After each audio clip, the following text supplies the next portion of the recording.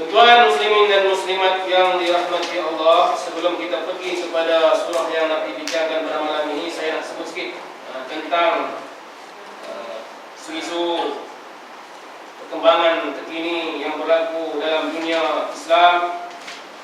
Yang terkini yang kita dengar, yang kita baca berita ialah tentang krisis di Turki, yang mana percubaan oleh tentera Turki untuk mengkudeta pemerintahan Recep Tayyip Erdogan telah gagal.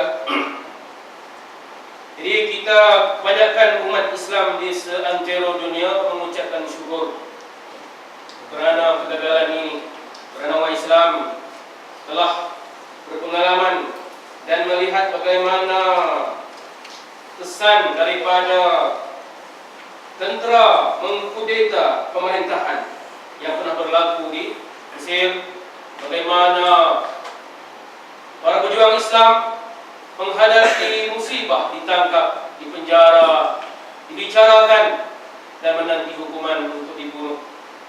Bagaimana yang berlaku di Mesir. Melihat kepada pengalaman-pengalaman yang sedemikianlah, kita menjadi benci dan tidak suka kepada rampasan kuasa tentera. Maka Turki telah berjaya menghadapi cobaan ini dan kita tentu sekali merasa syukur. Walaupun di sana ada sekelompok manusia yang menganggap kejayaan ini tidak ada maknanya, tidak ada artinya kepada Islam. Mereka telah melupahi sejarah Turki, yang mana kita baca sejarah Turki, kita imbau hampir 100 tahun yang lalu, belum cukup 100 tahun, bagaimana untuknya pemerintahan Utsmaniyah di Turki. Dahulunya umat Islam berada di bawah satu pemerintahan seantero dunia. Daripada zaman Rasulullah SAW, umat Islam berada di bawah Khulafa Ar-Rasyidin. Kemudian Allah gantikan kehidupan umat Islam berada di bawah para raja-raja Al-Muluk yang bermula pada zaman Utsmaniyah, zaman Bani Umayyah. Kemudian beralih kepada pemerintahan Bani Abbasiyah. Kemudian berpindah pula kepada pemerintahan Utsmaniyah. Umat Islam sepanjang sejarah menikmati hidup di bawah satu kesatuan, yang mana dengan adanya kesatuan ini umat Islam menjadi kuat dan digeruni di mata orang-orang kafir. Tapi kesatuan ini hancur pada tahun 1924 apabila kerajaan Khalifah Utsmaniyah Turki tumbang dan digantikan dengan pemerintahan republik yang diasaskan oleh Kemal Atatürk.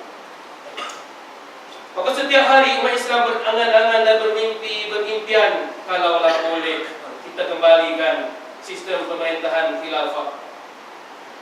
Orang berbicara tentang nak hidupkan kembali khilafah. Khilafah dah hancur. Maka muncullah pertubuhan gerakan-gerakan harakah-harakah Islam serata dunia nak kembalikan ini.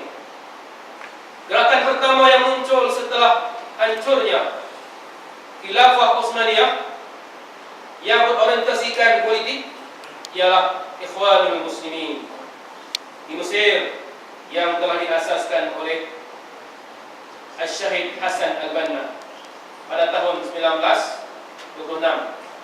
Maka gerakan Ikhwanul Muslimin menjadi inspirasi kepada gerakan-gerakan yang tumbuh kemudiannya di serata dunia.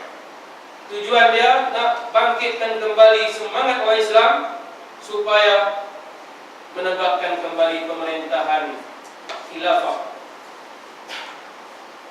Maka di Turki kita tengok usaha-usaha yang dilakukan oleh pemerintah sekarang Erdogan secara sangat seni, sangat berhati-hati nak keluar daripada kongkongan Kemalism. Orang kata secularism kan. Sebenarnya bukan sekular. Di Turki ini kalau kita tengok bukan sekular. Pengasas sekular pun tak tahu. Pengasas sekular dunia tak kenal apa ni, apa caranya di Turki ini. Sekular dasarnya pisahkan agama daripada politik. Berpegang kepada kata-kata yang masyhur di dalam kitab Bible. Utruk ma li kaisar li kaisar wa ma lillahi lillah. Tinggalkan apa yang menjadi hak kaisar, gajah kepada gajah. Apa yang menjadi hak Allah, menjadi hak Allah. Jadi pisahkan. Gajah tak campur hal agama, agama pun tak kacau hal gajah. Tetapi yang dikatakan sekularisme di Turki ini dia kacau. Kemalism, Kemal, dia punya ajaran Kemal Atatürk. Dengan naiknya ajaran Kemal Atatürk ini, dia halang Islam. Kita baca, kita sudah dengar, kita sudah selalu dimaklumkan bahawa bila Kemal Atatürk naik pemerintah Turki, azan bahasa Arab jadi bahasa Turki. Quran tak boleh pakai tudung. Semua ini adalah kacau ganggu kepada kehidupan Islam. Ini bukan sekular. Sekular tak kacau Islam, tak kacau mana agama pun. Tapi yang diamalkan di Turki, yang dilabelkan sebagai sekular ini, dia kacau Islam. Maka pada hakikatnya itu bukan sekular, walaupun kita sering menamakan dia sebagai pemerintahan sekular. Lebih tepatnya dia adalah Kemalism, satu ism yang diasaskan berdasarkan idea Kemal Atatürk. Maka Allah telah menganugerahkan kepada kita pemimpin Islam yang bijak, cermat dan berhati-hati sehingga berjaya mengeluarkan Turki daripada kongkongan Kemalism sehingga ke tahap ini. Dan insya-Allah Allah akan memberi kemenangan kepada Islam pada masa-masa mendatang. Dan kita hendaklah menjadi kaum yang sabar. Jangan mustajilin yang nak kokoh gabah, nak cepat menang, nak Turki jadi sebuah daulah Islamiah dengan segera. Kenapa lagi tidak keluar daripada kongkongan Kemalism ini? Ada orang kata, kenapa Erdogan masih lagi gantung gambar Kemal Atatürk di pejabat dia? Kenapa? Turunkan. Ini mustajilin, orang-orang yang nak cepat. Dan kita, orang Islam, pejuang-pejuang Islam diajar supaya bersabar. Jangan jadi mustajilin dan jangan jadi mutabattiin, orang yang nak berlambat-lambat. Biarlah lambat lagi tambahan. Biarlah 10 tahun lagi. Itu mutabattiin, pun tak boleh. Kena mutawassilin di antara keduanya. Baik, apa yang saya nak sebutkan sedikit sebagai pendahuluan sebelum kita masuk surah ini ialah tentang peranan Syiah di dalam kacau ganggu ini. Di Turki, sebuah negara yang berjiran dengan Iran, Syiah juga campur tangan. Iran merupakan antara kuasa Syiah yang bermain di belakangnya. Bahkan di dalam dunia Islam seantero dunia, Syiah memainkan peranan penting. Syiah merupakan musuh dalam selimut yang sentiasa mengacau Islam sepanjang zaman. Jatuhnya kerajaan Baghdad ke tangan tentera Mongol, tentera Mongol ataupun Tatar, sebutkan Tatar, adalah kerana Ankara, seorang tokoh Syiah yang telah menjadi pengkhianat di dalam pemerintahan Islam di zaman Daulah Abbasiyah dahulu. Demikianlah kalau kita tengok, Syiah merupakan kelompok yang menjadi penderhaka kepada Islam. Sebab itulah di zaman dahulu dipanggil sebagai Rafidah. Rafidah bermakna orang-orang yang enggan tunduk kepada Jamaatul Muslimin, ini pemerintah Islam yang majoriti pada ketika itu. Maka mereka Rafid, enggan. Rasulullah SAW menyebutkan dalam sebuah hadis, Nabi kata, yazharu fi ummati fi akhir zaman qaumun yusammuna ar-rafidah yaquduna al-Islam lahir di kalangan umatku nanti satu kaum yang mana mereka ini dinamakan Rafidah. Yafqudun Islam, mereka tak mau Islam. Mereka enggan Islam nak berjani, mereka tak mau. Pemerintah Islam nak berjani, mereka tak mau. Mereka selalu menunjukkan bangkangan mereka. Kata Ali bin Abi Thalib, saya suka menyebut Ali radhiyallahu anhu. Ada orang kata Ali karramallahu wajhah. Bagi saya secara pribadi, saya suka menyamakan gelaran Ali dengan Abu Bakar. Dia tak nampak hebatnya Ali lebih daripada Abu Bakar. Kalau kita baca kitab tafsir Ibnu Katsir Al-Qurtubi, di hujung nama Ali mereka akan sebut Ali radhiyallahu anhu. Siapa yang ajar kita bernama Ali karramallahu wajhah ni? Ada juga di kalangan kita tak nama Ali karramallahu wajhah.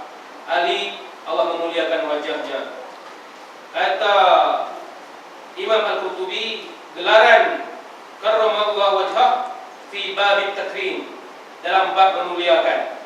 Bila memuliakan ini, maka bila kita sebut Ali karramallahu wajhah, maka seolah-olahnya Ali ini lebih mulia daripada Abu Bakar. Padahal Ahli Sunnah wal Jamaah berpegang bahawa Abu Bakar adalah insan paling mulia sesudah Rasulullah sallallahu alaihi wasallam. Dan kemudian Umar adalah insan yang lebih mulia, yang paling mulia sesudah Abu Bakar. Dan kemudian sebagian daripada kalangan para sahabat menganggap Utsman lebih mulia daripada Ali, dan sebahagian yang lain berkhilaf dengan mengatakan Ali lebih mulia daripada Utsman. Pada dua individu yang pertama, Abu Bakar, Umar, sepakat para sahabat mengatakan yang termulia adalah Abu Bakar, kemudian Umar. Namun Syiah mengajar para pengikutnya bahawa yang paling mulia di kalangan sahabat adalah Ali. Kata Ali bin Abi Thalib radhiyallahu anhu, qala Rasulullah sallallahu alaihi wasallam, ya Ali, ala adulluka ala amalin in amaltahu kunta min ahli jannah. Maukah kutunjukkan pada engkau dikala kau beramal dengan amalan ini, kamu akan jadi ahli surga? Wa innaka min ahli jannah, dan sesungguhnya kamu memang ahli surga. Kata Nabi, nak tak ku ajar kamu satu amalan yang mana kalau kamu buat, kamu adalah ahli surga, dan memang pun kamu ahli surga. Kata Nabi, saya kunu ba'dana qaumun lahum nabzun, akan ada di kalangan kita sesudah kita ini satu kaum yang mana mereka ni ada gelaran. Nabzun, bagi mereka ada gelaran. Yuqalu lahum ar-rafidah, mereka ini digelar golongan yang enggan. Fa in adraktahum faqtulhum, kalau kamu jumpa mereka maka bunuhlah mereka. Fa innahum musyrikun, hari nikah Nabi kata jumpa mereka, bunuhlah mereka. Jadi sebab bahayanya Syiah ini, maka Nabi kata kepada Ali, yang mana Ali merupakan kondisi khalifah sesudah Utsman, maka jumpa dia, perangilah mereka dan bunuhlah mereka kerana mereka adalah musyrikin.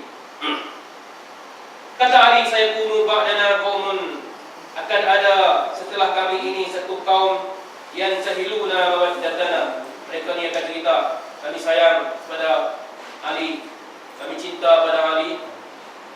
Yukazibuna alaina marika, mereka akan mendustakan kepada kami. Ayatan zalika annahum yasubuna Abu Bakar wa Umar radhiyallahu anhum.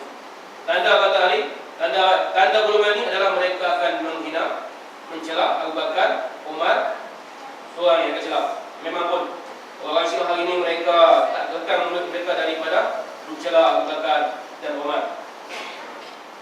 Lidah mereka sentiasa mencela dua sahabat besar ini. Mereka tak ada celah secara lidah, celah secara perbuatan. Kenapa orang Syiah sembahyang Allah Akbar, Allah Akbar, kan?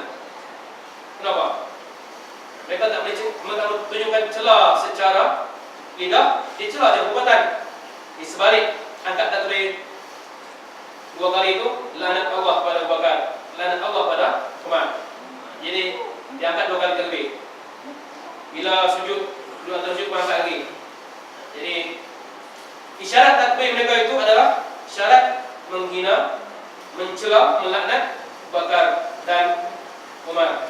Wa'iyyazubillah. Mudah-mudahan kita berwaspada. Sedikit penerangan ringkas untuk kita sama-sama ambil perhatian, jangan terpengaruh dengan agenda Syiah yang hari ini meresap dalam dunia Islam tanpa kita sedar. Kita ingatkan mereka ni cinta kepada ahli bait. Ali kata tanda Syiah ni mereka agung-agungkan ahli bait. Kita pun sayang ahli bait. Ahli sunnah cinta ahli bait. Semua ahli sunnah wal jamaah kena cinta ahli bait. Tapi cinta kita kepada Abu Bakar, Umar tidak kurang dengan sebab cintanya ahli bait. Tetapi orang Syiah mereka cintakan ahli bait dan berbangga-bangga kami cintakan ahli bait, sehinggalah mereka melampau dan berlebih-lebihan dalam cinta. Jadi cinta kita kepada ahli bait jangan sampai keterlaluan, sampai kita menafikan cinta dan sayang kita kepada sahabat-sahabat Nabi yang lain, yang mereka semua ini adalah kelompok generasi yang terbaik belaka.